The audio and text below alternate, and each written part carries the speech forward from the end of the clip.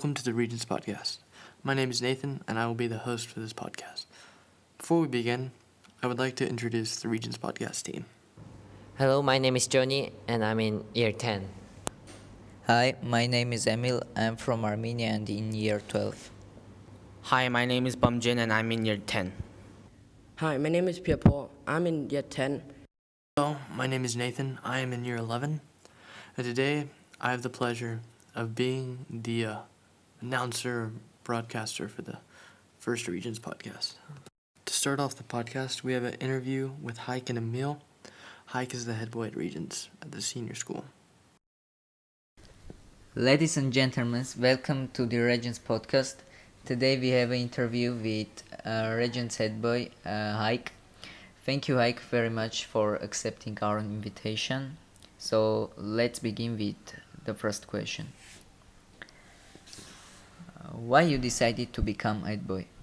Well, there are a lot of reasons why I decided to become head boy. The main reason could be the fact that I've got a good record of obtaining leadership positions in our school. So I thought, why shouldn't I take the challenge of becoming a head boy? I'm passionate about it and I'm determined to make the school life better. So I thought I have that qualities and I went for it. So does the fact that you are head boy affect your studies in any way?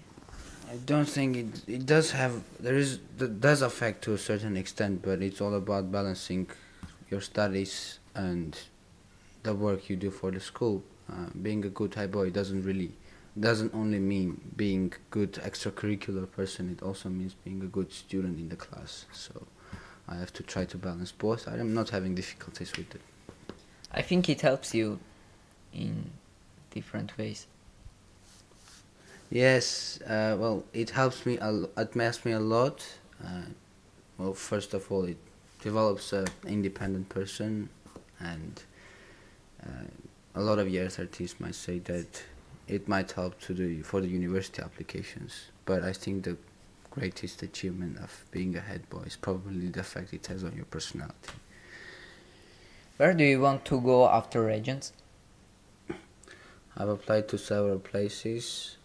I am very determined to go to England. That's what I want to study for my university. Do you have particular preferences for the next head boy candidacy?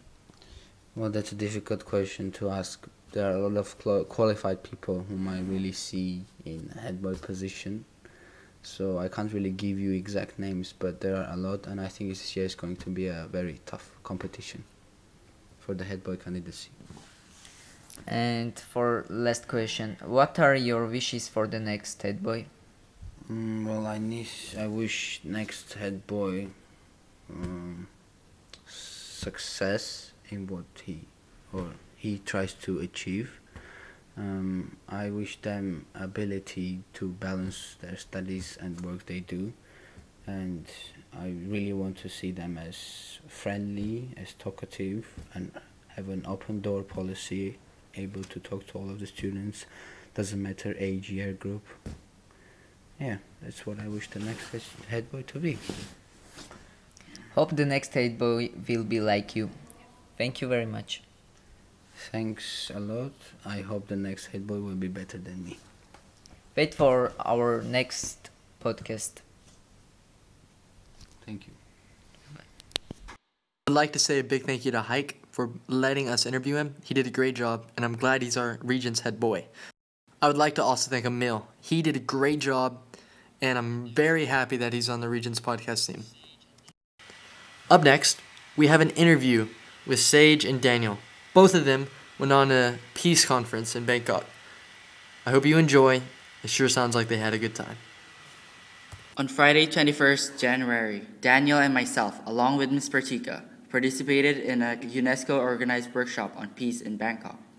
I'm going to ask Daniel some questions about this conference, which we both considered was an amazing event. Hi, Daniel. How did you enjoy the UNESCO Peace Conference? Yes, I found it very enjoyable. It was a good experience for me and for you, Sage. How many schools participated? Were they all international schools? 20 schools participated. However, 18 were international and 2 were local schools. How many people do you think were in attendance? Roughly, I would say 300 students. Who created the speech for the conference? It was a mix between you and I and Anessa. We made the speech together. Did you feel nervous making the speech? Slightly at first, but when I got on stage and I started presenting, I felt no nervousness. If you had a chance to do your presentation again, would you make any changes? Yes, if I could make one change, I would probably address the audience more instead of looking down and reading my paper. How was your speech received? Did any students and teachers make any comments about it? After the presentation, when we were eating at lunch in the canteen in the school, few teachers went up to us and said we had the best presentation out of all the other schools. Did you enjoy the experience? Yes, I really did enjoy the experience. Did you make any new friends? Do you have a whole lot of extra Facebook friends now? Yes, I've added this person. His name was Greg, and we've talked on Facebook and everything. Why do you think we were chosen for the conference? I believe because of public speaking, and perhaps because Miss Portica thought that we were a good bunch of students and we could actually get this done. What was the name of the school where the conference was held? What was this school like? It was Concordian, and even though the school was small and I haven't heard of it, had access to a lot of technology, and it was a really good, updated school. Even though the school is not a round square school, what is your opinion about the kinds of issues the students are involved in? Well, I believe that since the school isn't in round square, it sure involves itself in a lot of problems, like, for example, peace and everything, and I believe that school is doing a good job. If you had a chance to do it all again, would you? Yes, I would. I wouldn't want to miss an opportunity like that. Okay, thanks, Daniel, for your time today. Thank you, Sage. Thanks, guys. It sounds like you had an amazing time. I enjoyed hearing about it, and maybe next time, if it happens again, I can go with you.